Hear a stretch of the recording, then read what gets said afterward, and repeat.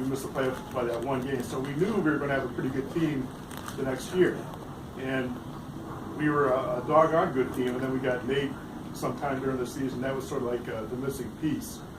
But I really think to understand the whole era and why the town just fell in love with the place, is you got to just jump into the time machine and put yourself back into 1976.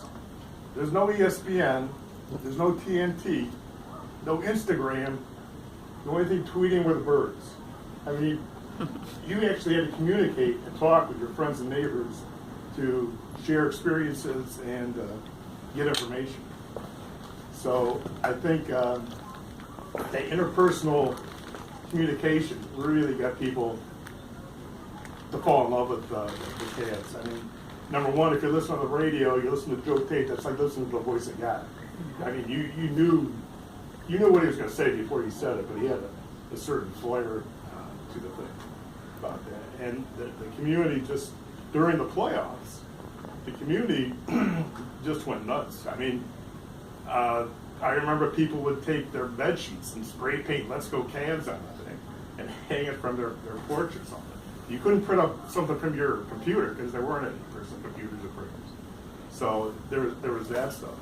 And then by the time we got to the playoffs in the games, people say, yeah, well, we beat the Bullets. Well, the Bullets were just any other team. The year before, the Bullets lost in the finals. They lost to the Warriors of all teams. But anyway, I mean, we won the division, so we had home court. But the Bullets show up, you know, Wes Unseld, 6'7" center, who's like a tree, Hall of Fame. Next to him, Elvin Hayes, big, I think he's like 9th in the league in his career scoring right now, Hall of Fame. They had Dave Bing that year, Hall of Fame. And then they had Phil Chenier, who was a big pain in the neck. A great shooter. So that was a great team. We didn't have the superstars that the Bullets had at all. We didn't, and we had good players. We had stars, but not good players. I think we played much better team ball and better defense, and I think we just wanted it more.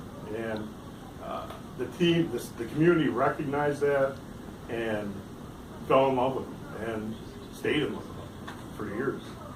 What's the personality of the team that made the fans fall in love? What was that love affair? I think because it was such a well-balanced team. Again, there was no superstars. Cleveland at the time, there weren't any superstars in Cleveland. I mean, superstars always showed up late, actually. But like I said, the players on the Cavs of that team were very good players. Jim Clemens, Jones, Snyder. I mean, were good players, no superstars. Bullets, superstars. Celtics, superstars. But I think because we seem to have an underdog type of persona but we wouldn't, like the slogan, never surrender, no matter what the odds. And all for one. That's basically how that team played. They weren't going to back down, and the games themselves, the games against the Bullets, most of them were cliffhangers. I went to game 3, I think, which was a Saturday night at the Coliseum, which that was not a cliffhanger. I think we won by around 8 or 10 points. But most of them just went down to the final shot. I remember Jim Clemens hit a game winner. And of course, everybody remembers Dick Snyder with the dribble drive again at the end. You know, it's funny. I was looking at the highlights on YouTube with Dick Snyder with that shot, and now all of a sudden it reminded me of Deli's floater going up there. But I think that the community just fell in love with them because they're all good players, but not superstars.